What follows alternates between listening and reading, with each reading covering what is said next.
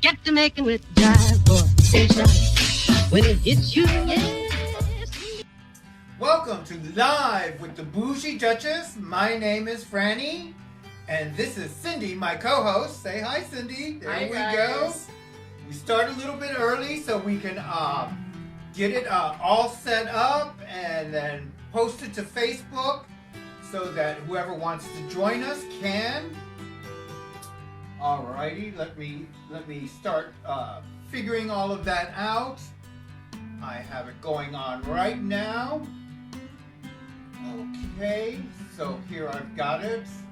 I don't know, why is it that I can't, do I have it muted? I've got it muted, perfect.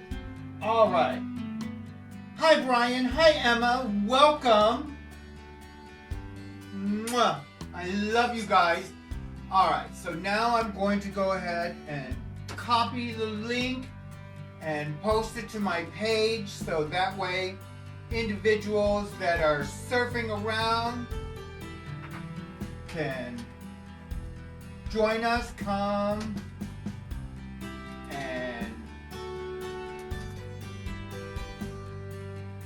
and join in on the discussion.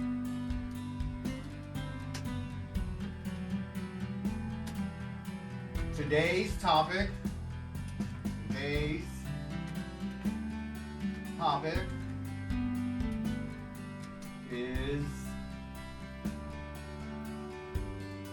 okay, what would you say today's topic is about, Cindy? Transgender lives matter. Yeah, let's go for it. Is about transgender lives matter.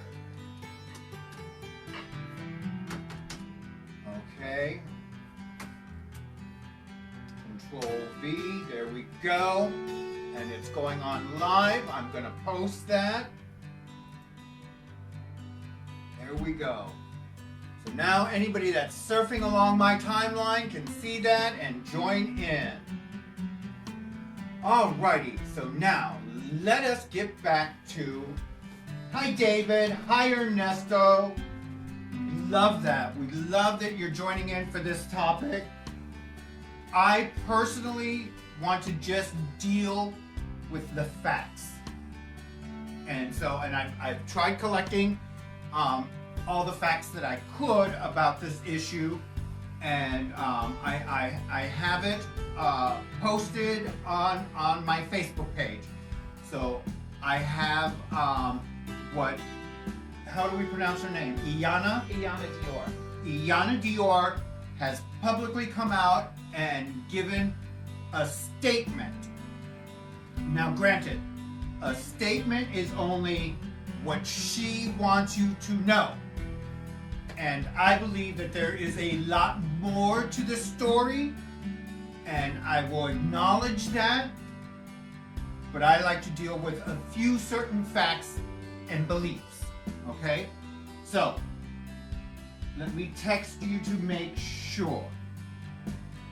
You muted your phone. My phone is muted. Can you hear us? You can't hear us? Can you guys hear me? You guys can hear me, can't you? Hold on. Let me see. Can you hear us? You can't hear us? Oh, yeah, no, you can be. Yeah, no, mine. Okay, I'm not quite sure what you're talking about. Oh, you mute. Oh, I did mute my phone. Okay, yes, yes. My. There won't be any interruptions except from maybe Bo. So. Let's get back on topic. So, some of my beliefs. Okay, I don't believe anybody has the right to hit anybody. I don't care if it's your wife. I don't care if it's your husband. I don't care if it's your son. I don't care if it's the next door neighbor.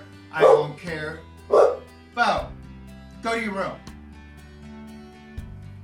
I don't care if it's your dog. Do not hit other living creatures. That's just my belief structure. I wish everybody else kind of felt that way. But of course, we have a situation where that is not necessarily the case. And poor Iyanna went through a public beating, and of course, some of the individuals in the crowd felt it necessary to pull out their camera, and thank you for that. They pulled out their camera and they videotaped it. I'm sure they videotaped it for their own amusements, and but it is recorded, and we've had an opportunity to look at the situation.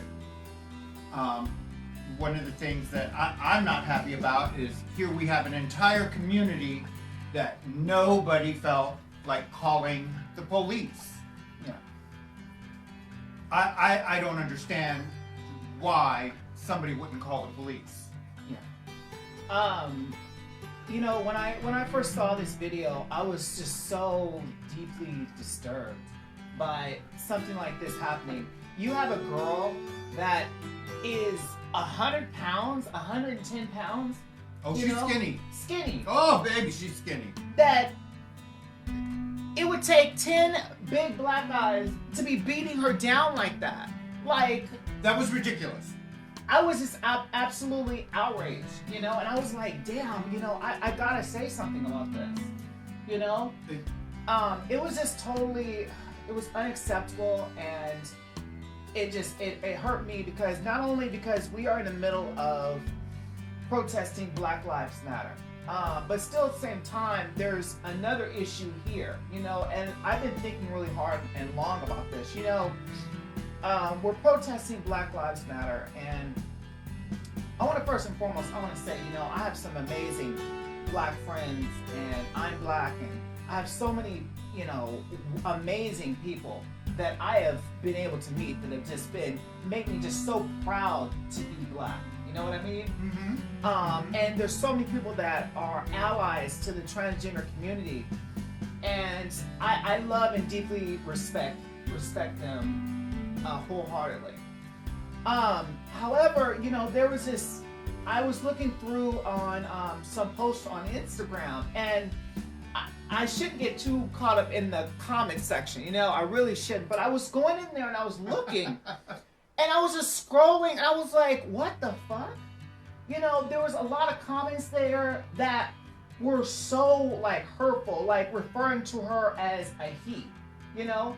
And when it comes to stuff like that, when you're going to refer to somebody as a he, that's just the equivalent of using the N-word to the transgender community. You know, it is hurtful, it is disrespectful, it is it is just... Oh, I agree. I agree. You know what I mean? And me being a post-op transgender, you know, and I was actually just reflecting on this morning, you know, when I had my sex reassignment surgery, you know, there was a feeling that came over to me that I have never felt before in my entire life. There was a feeling of just completeness within myself that is just absolutely beautiful. Like, I can't put into words the feeling that I had when I had that. You know what I mean? I get it. I understand. Me too. You get it? Yeah. You know what I mean? Yeah. No. I certainly do. I've had similar experiences myself. You know, I remember. You know, so I kind of knew that I was going to live as a transgender woman from a very, very early age. So as a teenager, you know, I was always in the women's room and stuff like that. And I remember one time, you know, they spoofed my tea, you know, and a woman came up to me and said, "You should not be in the ladies' room." Yeah. And, you know, of course, I snapped, and I've always been on the defensive, you know, and borderline terrorist kind of defensive. And I looked at her and I said, "You're right. I should be over in the men's room with your son, with your husband, with your daddy, with your uncle, with everything that you love and want to protect. That's the bathroom I should be in." And she looked at me and she caught herself. She said, "Maybe you are in the right bathroom." Because she could tell, you know, that, I mean, there were just a few things that gave me away. There weren't a lot of things that gave me, I mean, I squat to pee. Yeah. You know, I did all of the right things, there were just a few things about me that were still a little rough, you know, because it took years to get polished this way. Yeah. You know, that my mannerisms changed, you know. And some people say, well, why haven't you done the voice? Fuck that. 40 years of smoking and drinking whiskey, let's see what you sound like after that. I'm okay with the way my voice sounds. And I'm not so worried about my femininity in such a way that I am going to start changing anything else about myself. I'm okay, you know? And you know, the one thing that I do say about this transition is if I woke up tomorrow and let's say by some miracle, my penis all of a sudden grew back, Yeah. I would do this surgery again. Yeah. Me too. I would do this surgery 1,000 times over. Yeah. Because I am happier today as a woman than I have ever been at any other point in my life. You can't put a price on it. You absolutely not. I mean, Absolutely not. And You really to can't. think, now I have been in auto accidents. I have been in auto accidents just like this young woman. And when I was in the auto accident, this is the procedure that I went through. I can only speak about what I go through. We exchanged driver's license information, car registration information, and insurance information. yeah. We did not exchange punches or blows. Nobody beat me down. Nobody called me a man. Nobody. Yeah. Would, I just feel for this young woman Yeah. and what she went through. And there is something wrong in Minnesota. There's something wrong with the drinking water going on there. I don't know what the mentality is there. I do not understand this kind of behavior towards my community. Yeah. You know, and then she said in her statement that she hit the cars, and then immediately it seemed like the lady car that she hit, she started to extort money from her. Who does that? Like, I know who does that. I know who does that. I mean, how you gonna be like, okay, well, give me my money? Well, it's gonna be more. Like, she said she's gonna pay her $500, but then all these like other elements started to come out. Like these guys were coming out, and you know, it just got really messy from there. This is hood mentality. Yeah. I understand hood mentality. I grew up in the barrios of Miami. I come from the hood. I'm grateful for my recovery because my recovery has removed me from a place that I no longer live or play in anymore. Yeah. I still live in the middle of a hood. There were riots here the other day. You saw as we pulled in, all the property is boarded up all around here. Yeah. I may live here, I don't have to live in it that way. You know, if I get in an accident, the first thing I do is I pull out my cell phone, I start taking pictures, and I call an insurance adjuster. Yeah. Yes, I will pay you via my insurance company because that's why I pay for insurance. Yeah. That extortion process that was going on, It seemed like in this situation that wasn't really the option, because she did say that she was going to pay it. You know, it just seemed like there was something going on. But no matter what, it seemed like by her account, she said that the lady threw a blow at her, and then that's when everybody started getting and jumping her. You know, there was a lot of instances before all this happened that the police should have been called. Oh, You know what I agree. mean? The moment she hit the car, Yeah. somebody Call in the that police. neighborhood should have picked up the phone and called the police. Yeah, immediately. It should have never progressed but I don't really know how the area is, but it seems like it's she said that, I think in her statement, that it was a heavily, crime area. You know, it was Yeah. a lot going on. And But anyways, I saw the video, and just seeing her getting beat up like that was just absolutely heartbreaking. And it shouldn't happen to anybody. And for it to happen to her was just really, really devastating. And when it comes down to it, I think that, you know, we got to keep in mind that when I saw the comments on Instagram, you know, it was just like, once again, you know, in the black community, there's this prejudice, you know, like we're sitting here and we're advocating for, you know, racism and stuff like that, but in the black community, we're like, please don't be racist toward the black community, but still at the same time, we're being prejudiced toward the transgender community. In your own community, yes. There is this sub-community. Yeah.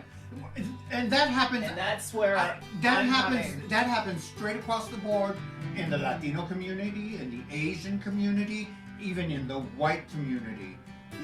There is this segregation when it comes to gay people and the transgender community. It is almost like we'll stomach the gay people. Oh, but those trannies over there, don't invite them to the party. Not unless they're doing a show. It's, you know, because they're held to a different standard. You know, I've been accepted. You know, when I go to, I've been in mainstream society. You know, and I show up to work. I'm accountable. I'm responsible. Being transgender. When I go to work, it has nothing. I would trip out because it has really nothing to really do with anything. I show up and I'm a worker, I'm a worker. You know what I mean? Exactly. And I go in, I make a check, and that's what it's about. It has really nothing to do with, you know, being transgender. Yeah. I worked at Pierce College. I tutored for 6 years at Pierce College. Never once did I tutor about transgenderism.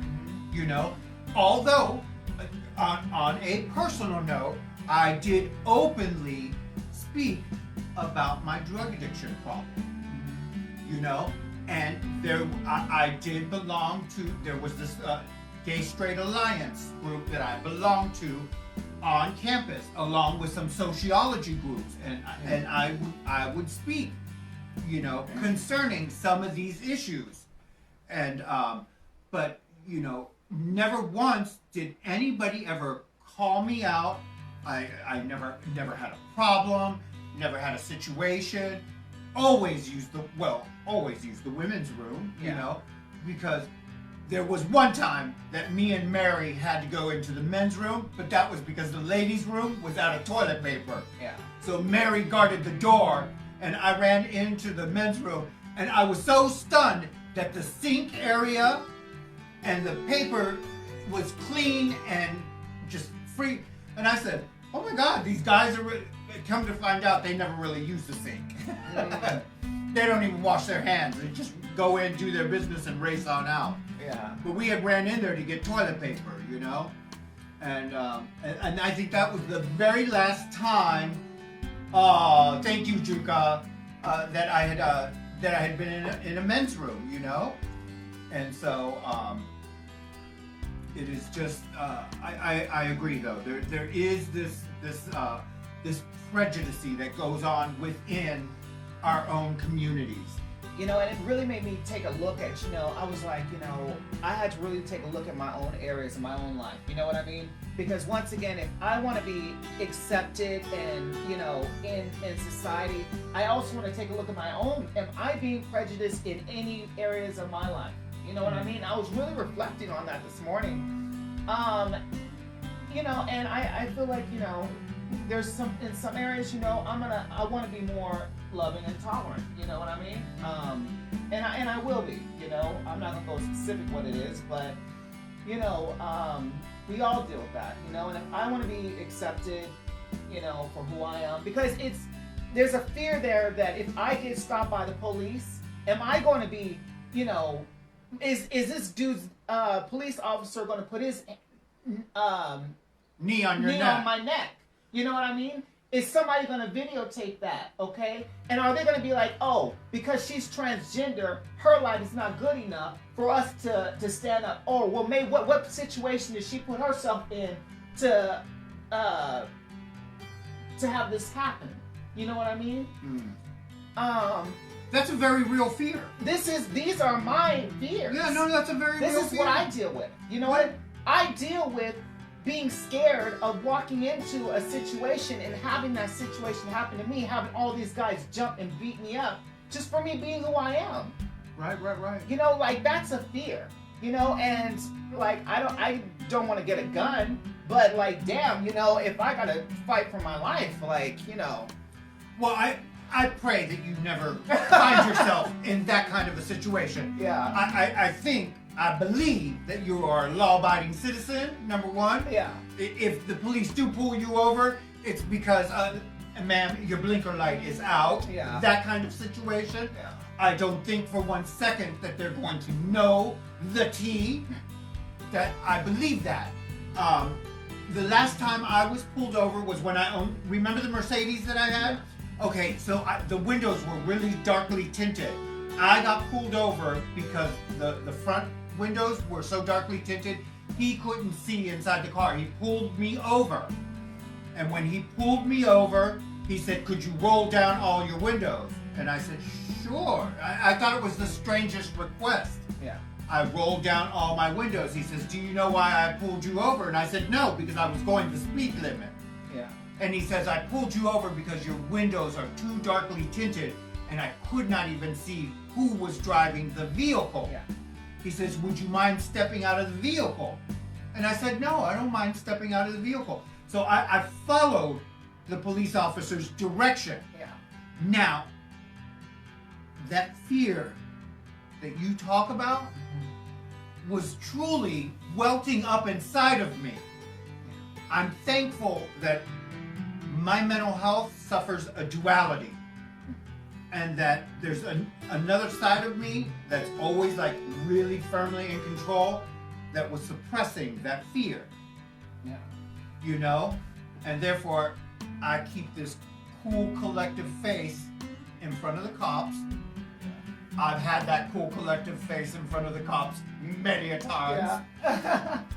Because I'm an old girl from the streets. I've dealt with them before. Yeah. So, you know, I know how to, you know, and he told me, "Do you mind if we search your car?" And I said, "Have at it." Because I knew for a fact there was nothing in that car. Because I know the kind of life that I live. Yeah. He asked me, he says, "Do you have a job?" I said, "As a matter of fact, I do. I work at Pierce College." Yeah. Now, the entire conversation changed. He says, "Oh, my daughter goes to Pierce College." Yeah. His whole disposition towards me changed. He did not even search my car. Guess what happened the very next day? His daughter came to the tutoring lab and said, "Is your name Franny?" And I said, "Yes, it is." "My dad was the cop that pulled you over. Do you tutor in statistics?" And I Wow. said, "Yes, I do." I Wow. said, "Have a seat." Wow. Not even a warning ticket did this man give me. Yeah. The last time I got pulled over. Now this car that I have, I make sure that the front windows are not tinted. Because I'm not going to I don't like dealing with that fear and having to, because I'm going to tell you something about suppressing it. Suppressing it takes a hammer. Yeah. Takes a hammer inside of me. And I can't stand it. I can't stand it. I don't know about anybody else, but for me, that takes an emotional toll, and I do not recover from it so easily. Yeah. And any of you that have been to meetings with me will know I will rant and rave about that shit for a week on end, trying to extricate it, you know, because I understand that fear of not feeling safe around the police. Yeah. I don't believe they're there to protect me. I believe it's one of those very tenseful conversations to have. I really hope that, you know, this, the Black Lives Matter, because it's going to change policing. Like people are still protesting even after all the police have been charged in that case in Minnesota. You know what I mean? Sure. So it's going to change policing. It certainly will. It certainly will. However, once again, I said, if that had been me, like in that situation, would I, it's who's gonna stand up? I got some amazing friends, and I know we have some like this, support group that's absolutely amazing. But like, looking at some of these comments that I've seen, it's just like really discouraging, Did you want to show the video of? Well, I'm going to try and paste it in here. That's what I'm going to do. Okay. All right. So I'm pasting the video of Iyanna Dior. Iyanna Dior. Let's see if it pops up. You can copy that link. The link that there it is. And you can listen to her side of the story. It was very, very moving. Now, I know that there's more to this story. I know that this story is just not as is. I don't have any proof or evidence. There was a conversation on my Facebook page. Let me get to my Facebook page. A friend of mine, Lamar, had a very open discussion. I'm going to read it verbatim. Thought it was a very sad and unfortunate event. There is more to the story. She apparently was driving while intoxicated. No proof of that. While intoxicated, and almost hit a crowd, including children in a gas station. Though she did not hit the people, she did collide with multiple cars.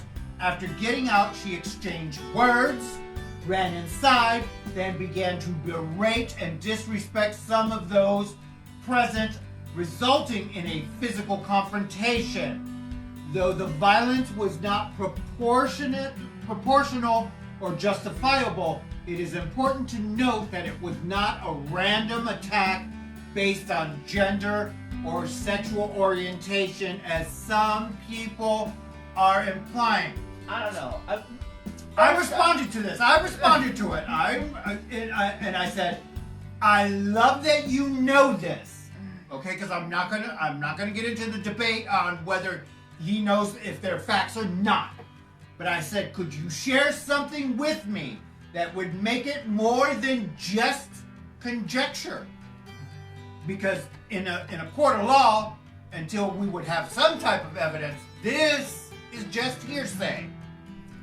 What we have is her testimony, and we have video footage of what went on.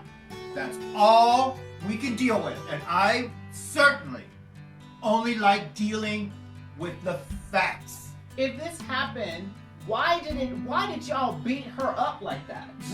That's my problem. Why did they beat her up? If she did all this, okay, I would have had her one person call the police. They would have arrested her and put her in jail. Yeah, white people love to do citizens arrests. They talk Central about Park. Yeah, let's do citizens arrests. Take her, detain her, call the police, and turn some of this conjecture into facts. I believe that. But no, what we do is we all 10 of us, let's gang up and beat her up senseless. And if she would have died, did anybody think about that? Does anybody think that maybe she's a daughter of somebody who might miss her? Do they even think that she might have a support group that might miss her, and the thought of her being gone might just, they don't even think about that. It's all like, here and now, let's beat her up. Like, it's just... It's vigilante justice. It is. It's vigilante justice. So, I was just absolutely disgusted.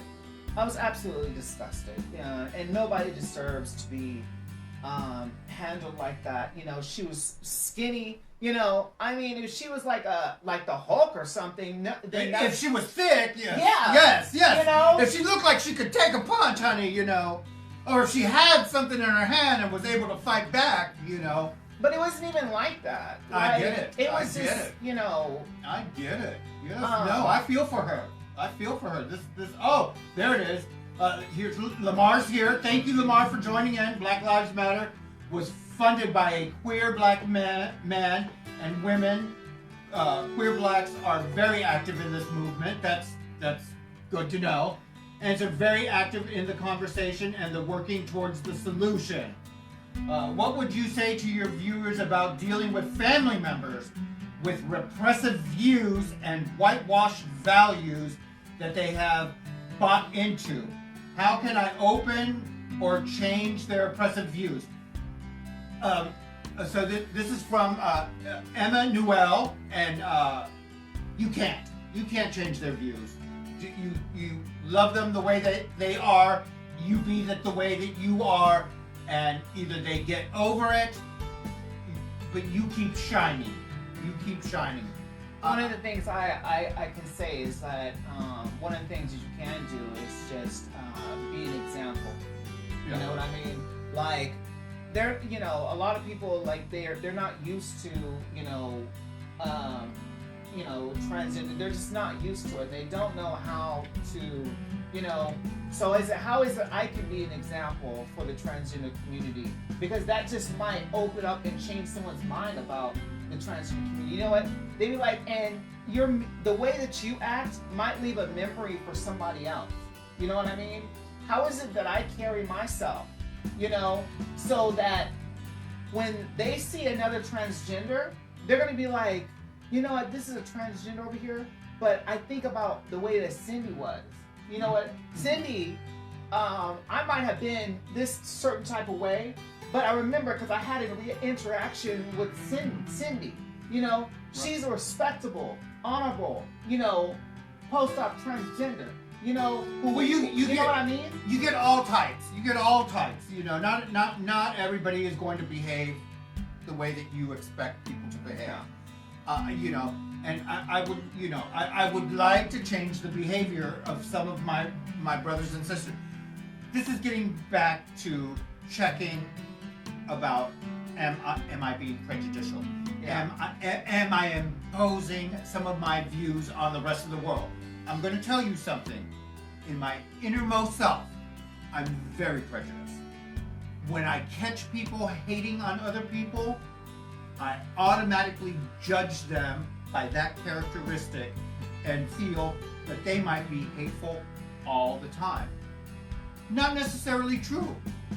I've got some friends, they're very loving, but then they'll say something sly and slick out of their mouth, and I catch myself judging them based on a prejudicial comment that came out of their mouth. Now, can I let that one comment define the entire relationship with somebody? You've got family members. They have said some shit to you. Did you stop loving them? It's the hardest thing in the world because we're dealing with people and complexities, and we're dealing with, nurture versus nature, and sometimes, in nature, naturally, we tend to stick to our own kind. Naturally. And I'm here to break that. And in nature. I'm here to break it because but when I'm you just not. When you find that nurturing environment, okay, like I believe that me and you have a nurturing environment. Yeah. That's where those boundaries get crossed, and we allow something different to develop. Yeah, like I have amazing relationships with the Latino community. And I have a deep found respect because, when I was 19, a Latino family took me into their house when I had no place to stay. They didn't have to do that. You know what I mean? I have been like that was an expression of love that I had never felt before. You know what I mean? They take me in, they build me up, and I was able to get a job, and it was just absolutely amazing, So I have this like love, you know, for the Latino community. That's just, you know, forever, you know, and I have, you know, my black community, you know, like I have got some, you know, amazing black people that, you know, make me proud to be black, you know, just amazing, you know. Yeah, no, and you know, some white allies too, you know. I'm in the generations where I don't even see color. It really shouldn't even be, you know. It's unfortunate that we're faced with it. Yeah. It's because, see, this is the way that I look at life. I look at life as I'm part of a community, a greater community. Yeah. And I'm concerned about all of my brothers and sisters in the community. I cannot just be concerned about the Latino community. Yeah.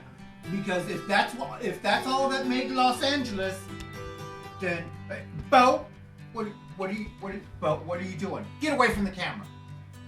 He's a good studio dog, he really is, but sometimes he'll just stretch out and bump into something. But anyway, getting back to, you know, the community. I like to think that I belong to a community. Doesn't it scare? Okay, so Leslie's commented on something. I'll get back to community in a second. Okay, Leslie has commented. Doesn't it scare the hell out of you girls being transgender and dating? Is it as difficult as it seems? Every time you disclose, to me, it means you are placed in a position of being killed, beaten up, or God knows what. Well, I'm glad you asked that question because I have dated many a man. And so in my early days of dating, you know, most of the time I was prostituting and I was dating on the stroll. And this type of activity, men were looking for strange, you know, and of course I would always disclose, you know, when they start rubbing around, I said, listen, you rub too low, you're going to find some extra mileage down there. Everyone is saying, you know, I know that I've met a lot of crazy trade. I've met a lot of crazy trade. But, you know, I would disclose, and of course the first thing they would ask me is, are you functional? You know? And you guys are they're freaky, they're strange, they enjoy the strangest kind of behavior that I've seen in such a long time.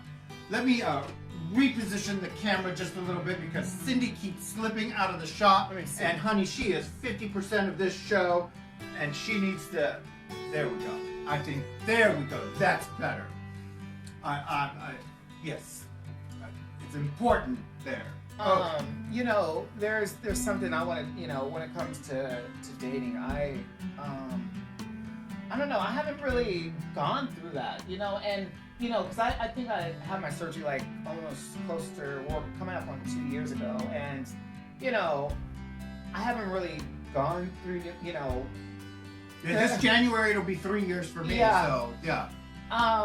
Because, you know, I'm complete. So, you know, it's like it's a weird thing because I don't really have to really, you know, when guys see me naked, it's like you look like a woman. Yeah. So, yes, that conversation really isn't happening so much today as it did for me 3 years ago. You know, but I you know, and I think that, you know, a lot of guys just didn't really care. You know, I hang out with a lot of freaks. And on top of that, you know, I was bisexual, so not only was I sleeping with men, but I was also sleeping with women. And so some of the lesbian women that I was with, they were okay with it too. Mm-hmm. So, and that made it interesting for a three-way, mm-hmm. You know? Yeah. And so... But, you know, like, when I was a pre-op, you know, yeah, it was totally scary, you know, because, like, it, you know, I didn't want guys to really touch me there. Like, it was this complex going on. It was horrible. And, you know, which is, you know, more of the reason why I needed to have my sexual reassignment surgery. But, yeah, it's scary, you know, because you don't know what these, you know, dudes are going to do, you know. It's absolutely That's why I always keep pepper spray in my purse. I There keep you one go. in my car. There you go. I always gotta keep some type of protection, you know. So Lamar made a comment, and I'd like to address the comment. So he says, "I think it's nice that you do not see color, but that is dangerous. It is a nice bumper sticker. I wouldn't put it on a bumper sticker. Number one, it makes people feel nice, but in reality, oh, you're welcome. I love you, honey. It's all good. Let me finish. To not acknowledge some existence and immutable characteristic is a form of discrimination. Believe one thing. I acknowledge that there are multiple communities and sub-communities within my community. That I am not saying that they do not exist. I just would rather look at my community as a whole and not divide them based on color or sex, because I'm not looking at you. See, Lamar, I don't look at you, honey, as a black man. I look at you as my darling Lamar, my one-time sponsee that I love dearly, who has shared so much with me, and because of that, I see past the color. Does that make sense? I'm looking the wrong way. I'm looking at you over here on my screen because I'm trying to reach your soul, honey. To me, I get it. I am not going to ignore the fact that you are a black man growing up in America and that you have some real fears going on. Just like I will not ignore the fact that Cindy, when she gets in her car and she's driving, is a transgender woman who is of color, who runs the risk. I don't ignore any of that. Just by the same token, when I'm in the car driving around, I am a Latina transgender woman who also runs so many risks that when they discover who I might really be, I could be in a very serious situation, you know? I understand the root of where these fears come, but when I look at my community, I look at them as a whole. I don't want to think of my community as being a community that is living in fear. I understand my community is living in fear. That's why I'm providing this forum, because I would like solution for this fear base in the communities. So, and I think that is super important also. I do hope that these guys that beat that girl up are brought to justice. You know what I mean? Like they're on videotape. I mean, why aren't we campaigning for the rest of these men and women that beat this girl up? You know, I haven't even heard nothing about that. I don't think that they will. I don't think she called the police, number one. I don't think she called the police. I don't think she's pressing charges. I think there's something different going. So, it's very much like the Latino community. We don't call the police on each other. I'll call the police. Well, I call the police too because I'm a law-abiding citizen. There's a difference. I call the police. Yeah. Because, like, you know, it's the only thing, like, if someone hits my car, I'm gonna call the police. That's right. If somebody, you know, I've been in some, you know, situations that are scary, you know, and like when I was sexually assaulted in the streets of Hollywood, I called the police. You know, I wasn't gonna be like, oh, you know, this happened, you know, no. You know what I mean? Like, there's, you know, I wouldn't want that to happen to somebody else. You know what I mean? And right. I would have, because you not calling the police allows it to happen to someone else. That's right. And in that case, you're talking about a sexual predator. And they don't stop until somebody stops them. Sexual predators, people that, you know, violence is violence. Whatever it may be. Yeah. You call the police so it doesn't happen for somebody else. This is true. If they're beating that transgender, they'll beat another one. Yes. You know, if that hatred is deep in their soul that way, they harbor it like that. Yeah. I believe that. I would not want to be caught in that neighborhood. You know. But see, here's another thing. Say a situation like this happens, and we call the police, and then we can't even trust the police. I understand that fear too. You know what I mean? So not only am I victimized once, I'm victimized twice because the police, you know, they're going to come in with their own, like, prejudice, you know, or whatever. You know, like, damn. Well, that's why, you know, I went and when I transitioned, I went and got all of my paperwork done right. Not only did I get my name changed, I got my sex changed, the marker changed on my ID, then I had my birth certificate changed. And in the state of Florida, when you get your birth certificate changed, they ask you, do you want your father's name removed from the birth certificate? And I said, yes, please, because his last name is different from the last name I've chosen, you know? So for me, that was very, very important.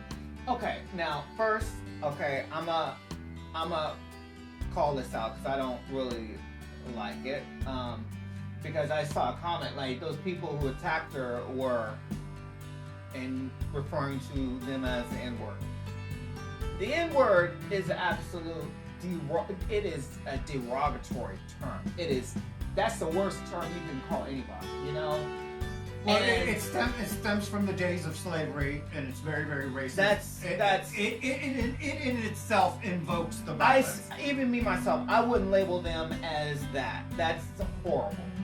You know, bad English. Yeah, I wouldn't condone even calling them that word. You know, I think they were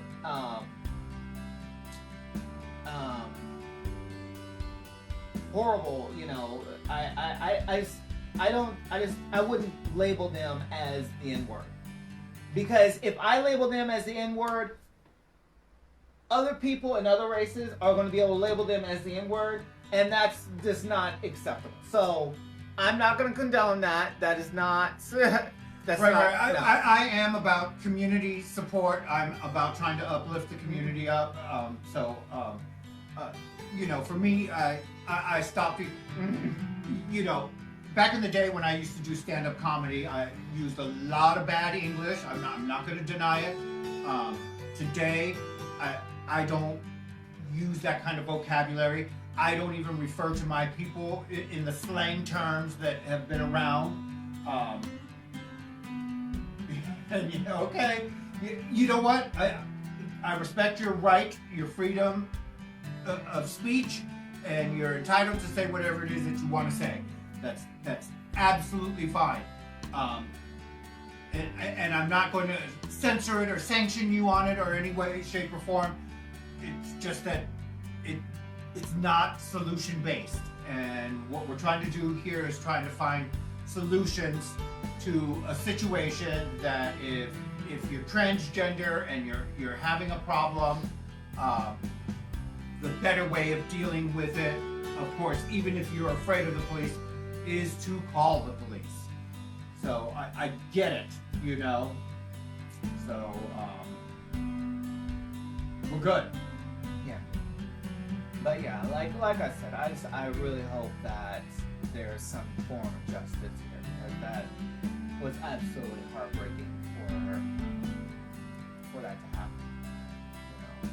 So, but yeah, I shared the video. You know, you can check my page. It's been viewed like over 1,500 times. You know. Well, see, this is what I don't understand. This is why I have such a hard time understanding all of this hatred towards our community. See, I don't know about you, but see, my parents were heterosexual. That's how I got here. Yeah. And I'd like to think that somewhere along the line they loved me in some kind of way. Although we all come from where we come from, and sometimes that's not so nurturing and not so supportive. So remember I said something earlier about nature versus nurture. See, I don't think that any LGBT person can say that they came from gay parents. They may have had gay parents where they were adopted by a lesbian couple or they were adopted by a gay couple. That's fine. But the creation problem, the creation, not problem, but the creation process, nature, stems from heterosexuality. Heterosexuality is not necessarily a nurturing environment that is problematic. The gay community also not always such a nurturing environment. An African American community, obviously and apparently not such a nurturing environment towards this transgender woman. I have experienced it in the Latino community. You know, it is what it is. And I don't think that it's going to change, at least not under this administration. Okay? Because see, I look to our leaders and I can't help but think that the problem in Minneapolis starts with the mayor, the police chief, the governor, that they don't pay attention, that they allow these situations to go on. Because I'm going to tell you something about George Floyd. That officer that is now fired and being prosecuted has a list of reprimands towards him. And the leadership of that department, of that community, turned a blind eye. And it trickles all the way down to a poverty-stricken community. I don't want to say that she came from the ghettos. I don't want to say that she came from the hood. You can draw your own conclusions. I don't like drawing conclusions because they're conjectures. And I have no evidence in which to do such a thing. But you can see the lawlessness that's going on. They were extorting money from her. You know, like I said, anytime I've been in an auto accident, I exchange my information, I pay for insurance, I exchange my insurance card. That's how this transgender woman deals with that type of situation. Cindy, what about you? Honey, I got full coverage. I see. I got full coverage. I see. So obviously there's at least two transgender women that deal with a situation just a little bit differently than the way this transgender girl had to deal with it. And I do agree. If it looks like a girl, it dresses like a girl, it wears makeup like a girl, please, in the very least, refer to them as them or they.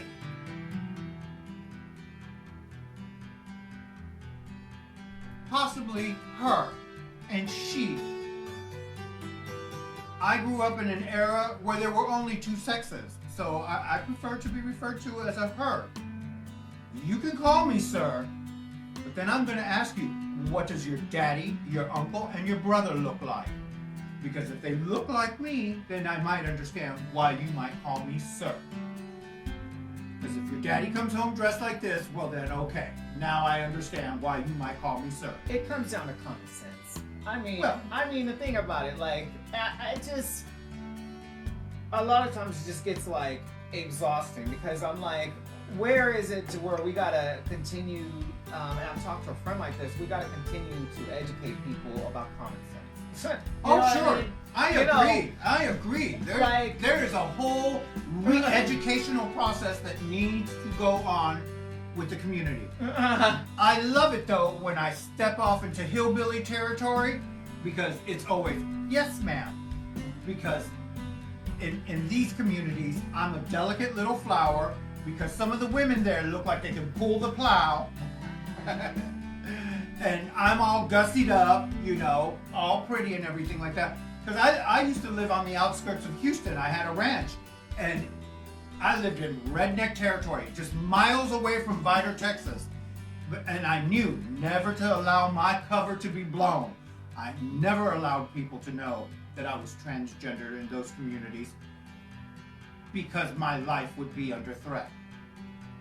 I knew better. I knew that. So, You know, wow. she did not even have tires. All right, Lamar, you are too funny. I think this is hysterically funny.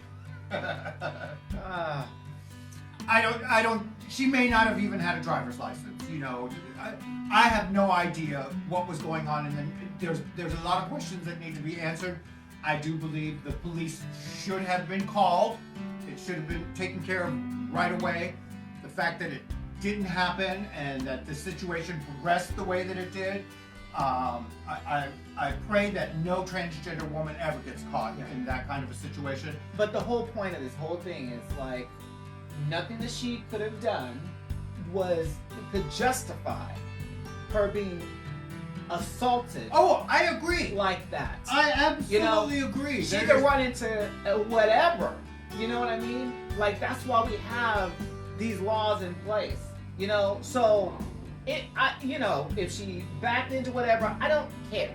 Okay, somebody should have called the police and handled it different. You do not beat somebody up like that.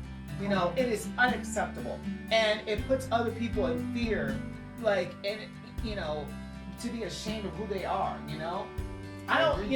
What if that happens to me? If I'm walking into a store or something like that, and because trust me, I've been in situations to where, a lot of girls are like kind of scared, like, am I clockable? Like, is who I am? Am I gonna come across? Am I gonna walk past a group of guys and they're gonna clock me and it's scary. Am I gonna get beat up? Yeah. It's well, this is what I've always known. I'm gonna tell you something. You can fool some of the people some of the time. You might even be able to fool most of the people most of the time. But you are not going to fool all of the people all of the time. There's just something that gives us away. And it's okay. I have met little children that have pointed at me and told their mommy, look, mommy, it's a boy. And their mother would say, no, because put your hand down. Stop pointing. It's not polite. I have seen mothers that have done this, and I would look at the mother and I would look at the baby and I says, you have a very smart child, and I just leave it alone at that. Because some children are just intuitively very, very smart, and there are some people, some grown women, intuitively smart. I'll tell you one thing though, ever since they cut Willie off, I get a lot less of that. Yeah. Yeah. But I also walk around without any makeup on my face, and there's a lot of real female moments going on for me. Well, you saw me earlier today when I picked you up I had my curlers in my hair. I didn't have not a stitch of makeup on.